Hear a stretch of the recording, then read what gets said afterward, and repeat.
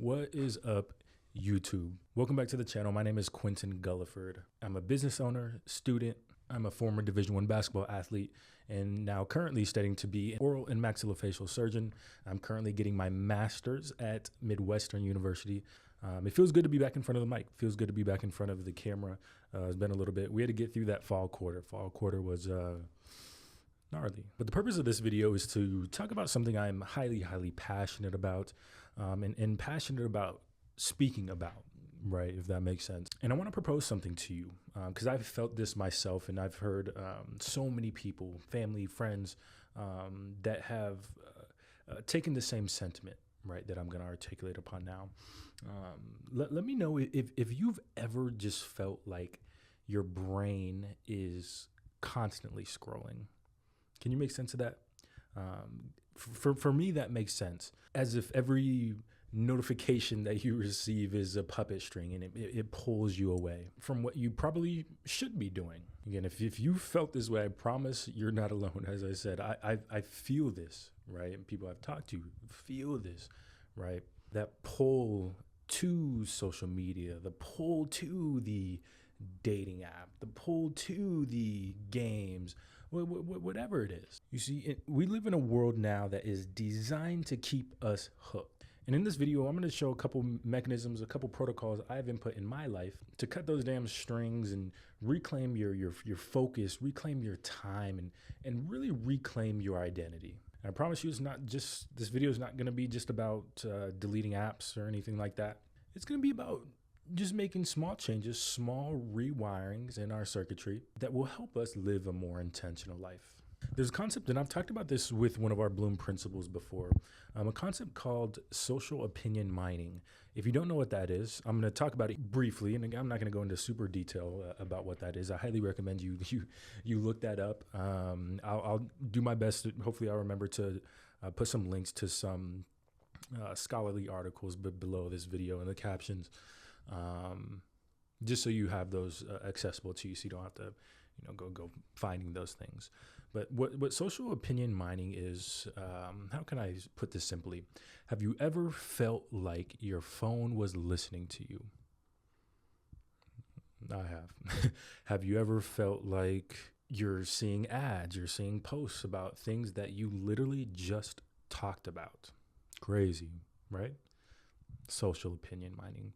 What social opinion mining is, it's what Meta uses. It's what X uses to gather information on us through various tendencies, through different emotional reactions that we have, through conversations that we have, and we are presented with things that keep us looped in and wrapped into our same set of beliefs. And it's scary, right? Because we live in a world where there's almost an illusion of choice now, right? It's as if you really break it down, if you really peel back the layers, are we really making our own decisions? That's a very complex question now, right? Especially with AI, especially when it comes to us wanting to exert original thought, to create, to write, to post.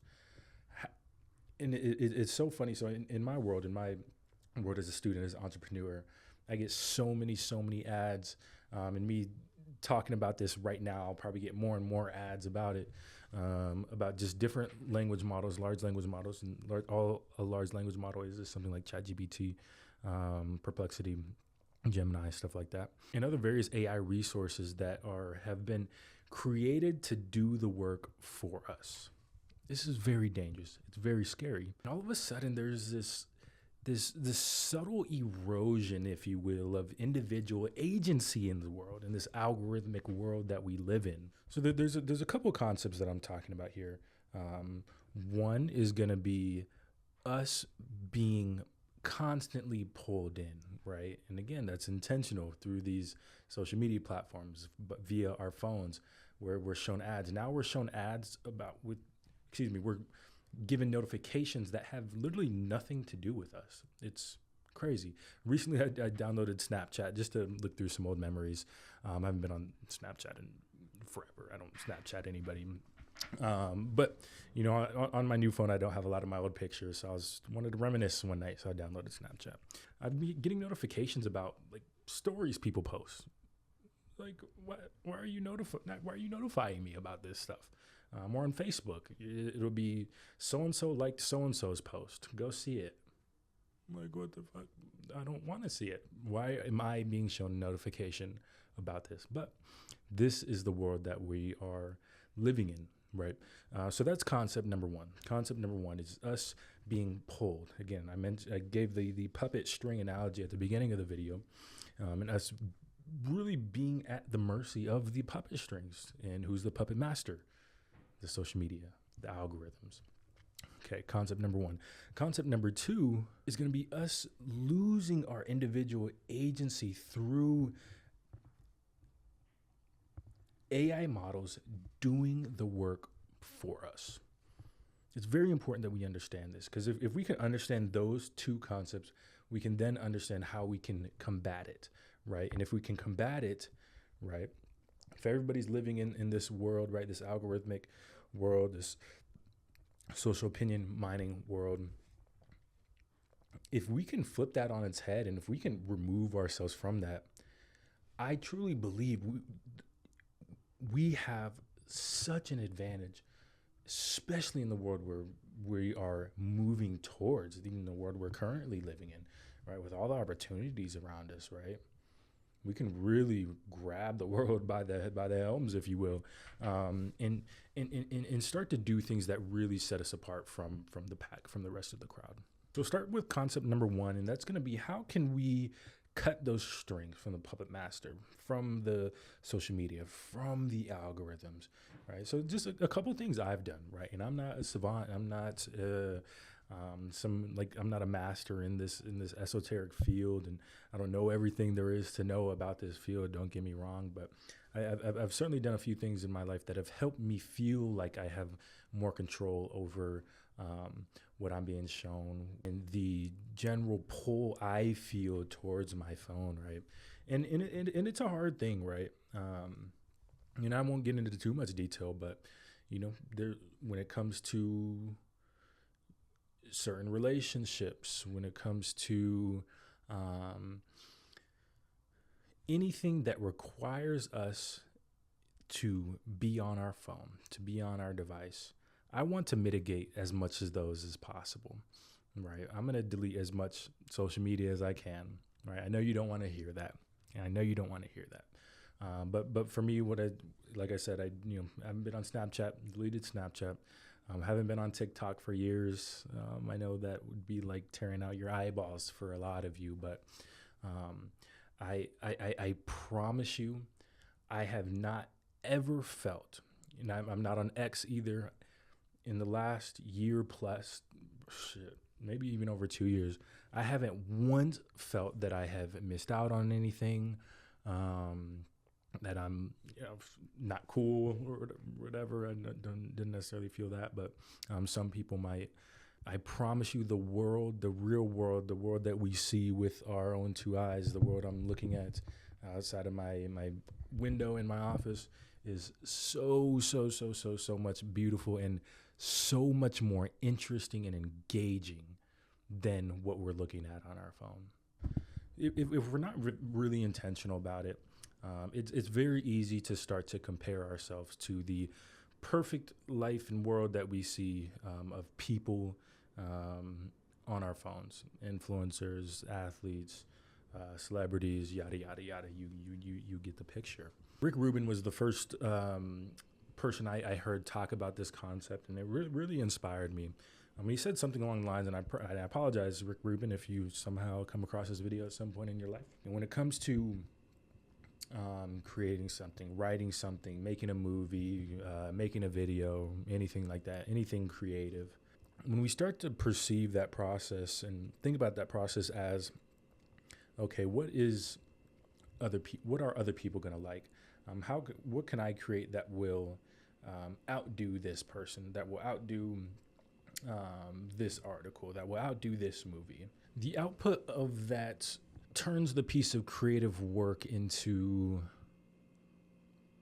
something that we can't identify with as the creator, as the person in charge, right?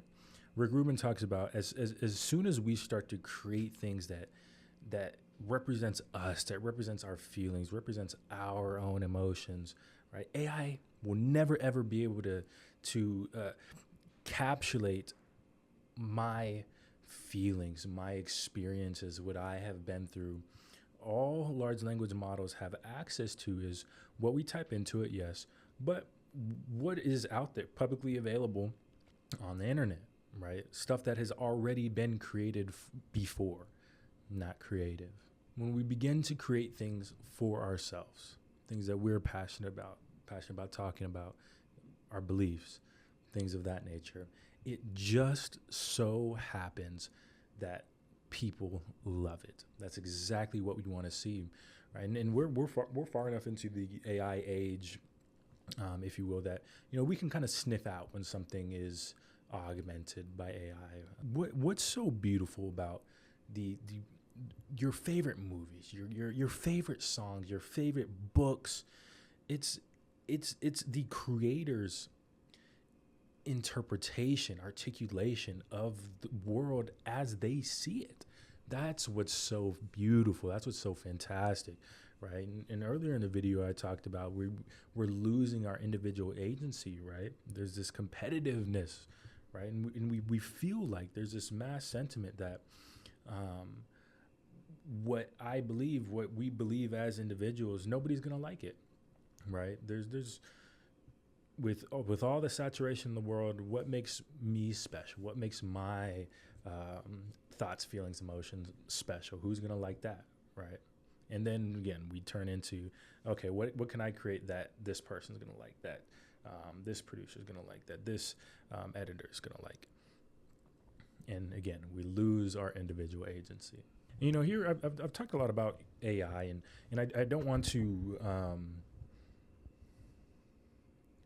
disregard it at all. I don't want to downplay the efficacy and the utility of it, right? I use AI every single day, right? In my studies and in my organization for the businesses and everything like that. But what is the utility, right? How can I frame that for us? The utility of LLMs, large language models, how I use it is for system creation. So we're fine tuning, systems, even scheduling type of things, and any type of organizational activity. I'll throw that into AI. If there's and I'll never use Google anymore. I'll just, if I want to search something, I'll put it into AI.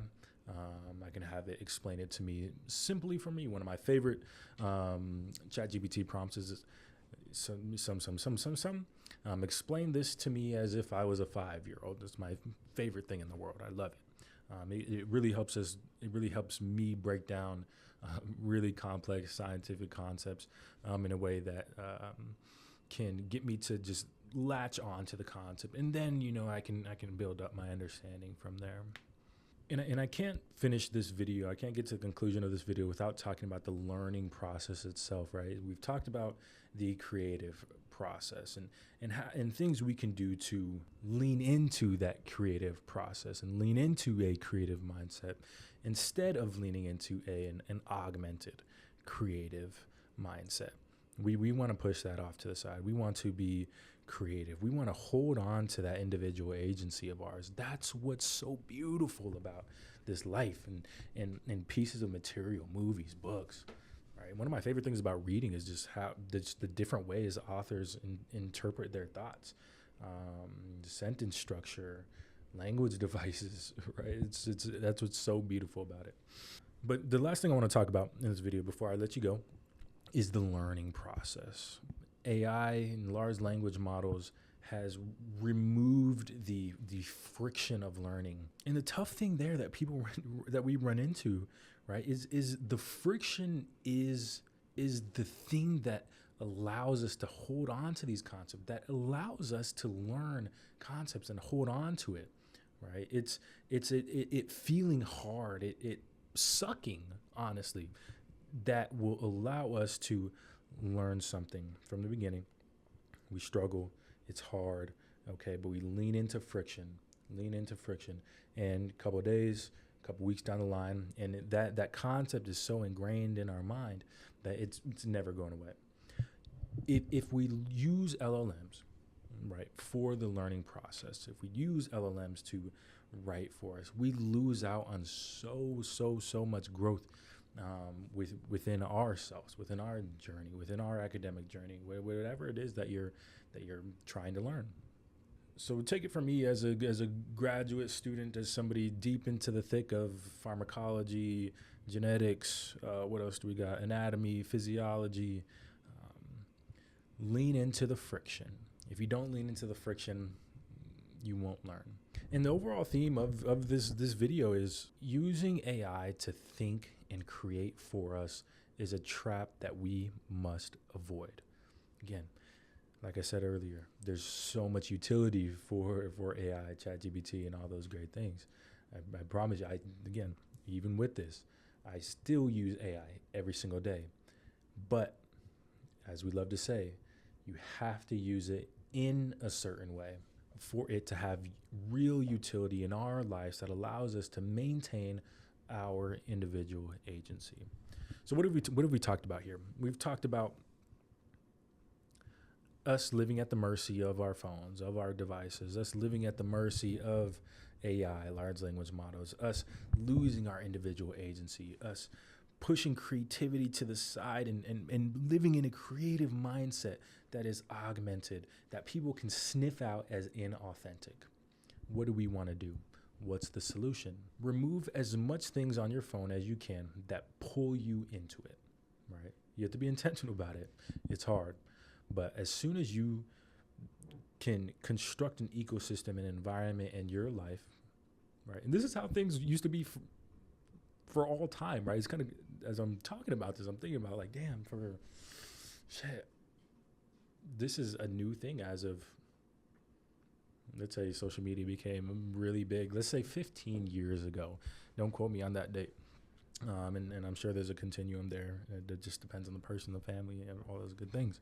But as we're all trying to figure out this new age we're moving into, just please hold on to being creative for yourself, thinking for yourself, doing things for yourself. It just so happens that friction, the difficulty in that, I'm not sure this is a good idea. Okay, let me think about this for a couple days and come back to it.